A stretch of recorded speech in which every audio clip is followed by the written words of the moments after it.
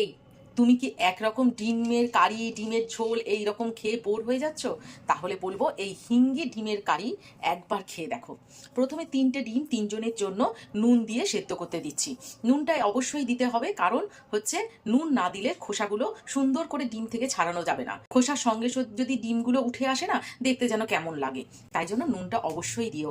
চলো আগে ডিমটাকে 10 মিনিটের জন্য সেদ্ধ করে নিই। ডিমগুলো ভালো মতো সেদ্ধ হয়ে গেছে। এইবারে ঠান্ডা জলে ডুবিয়ে ডিমের খোসাগুলোকে সুন্দর করে ছাড়িয়ে নেব। কড়াইতে সর্ষের তেল নিয়ে নিয়েছি।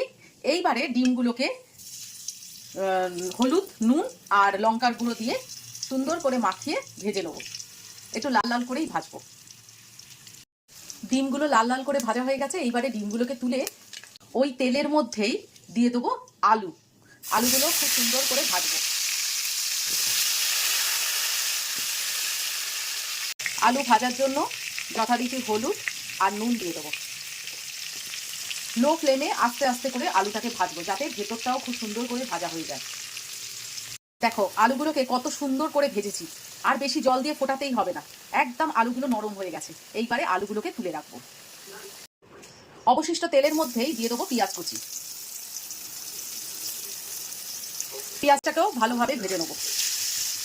আর এই তেলের মধ্যেই এখনই দিয়ে দেবো একটু চিনি, এতে কালারও ভালো আসবে আর টেস্টটাও অন্যরকম হবে। এবার দেখাই একটা কি সুন্দর, দেখো একটা ছোট্ট মিনি মিক্সি জার, বেশ ভালো লেগেছে আমার, তাই কিনে নিলাম। আদা, রসুন, টমেটো, পেঁয়াজ এক টুকরো, টমেটো অর্ধেক, আর কিছু কাঁচা লঙ্কা, আর সঙ্গে নেবো একটু জিরে।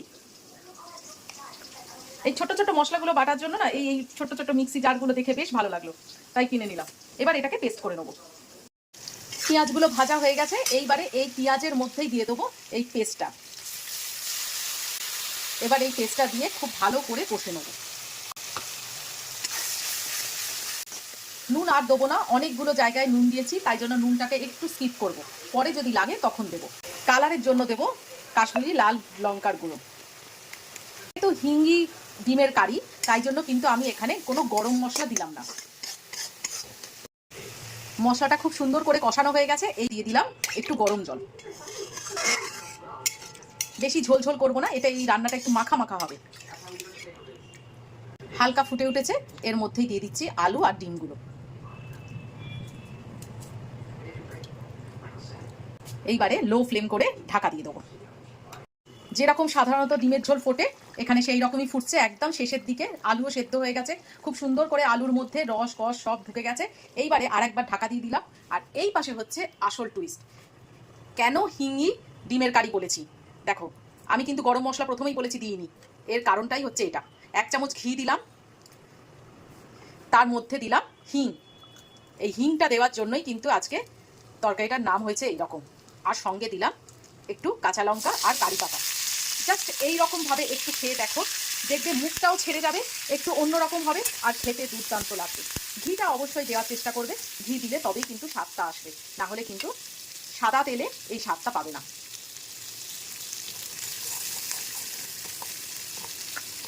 কারি পাতা, হিং আর কাঁচা লঙ্কা, কি সুন্দর একটা গন্ধ আসছে। এই কারি পাতার গন্ধটা না আমার দারুণ লাগে। কে কে কারি পাতা খেতে ভালোবাসো একটু জানিও তো কমেন্ট বক্সে। আমার তো দারুণ লাগে, অপূর্ব। ব্যাস ভাজা হয়ে গেছে। এইবারে আমি ঢাকনাটা খুলবো।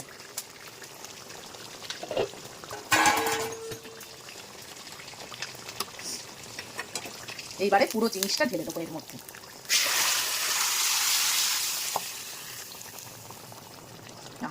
কি সুন্দর গন্ধ আসছে। হিং দিচ্ছ যখন গরম মশলা একদমই দিও না। গরম মশলা দিলে কিন্তু হিঙের গন্ধটা একদম পাবে না। হিঙের যে আলাদা গন্ধ, এই জন্য যার জন্যই কিন্তু রান্নাটা হিঙ্গি ডিমের কারি হয়েছে, সেটা কিন্তু একদম বোঝা যাবে না। দারুণ খেতে হয়েছে কিন্তু। কেমন লাগলো অবশ্যই বলো। আর এই রকম একটু মুখ বদলের জন্য খেতেই পারো তোমরা। আমার মনে হয় তোমাদেরও ভালো লাগবে আমার মতো। ভাতের সঙ্গে, রুটির সঙ্গে, যার হোক সঙ্গে খেও, আমার মনে হয় ভাতটাই বেটার হবে। তো কালকে আবার একটা নতুন রেসিপি নিয়ে তোমাদের সামনে হাজির হব। আজকের মতো বিদায় নিলাম। তো টাটা।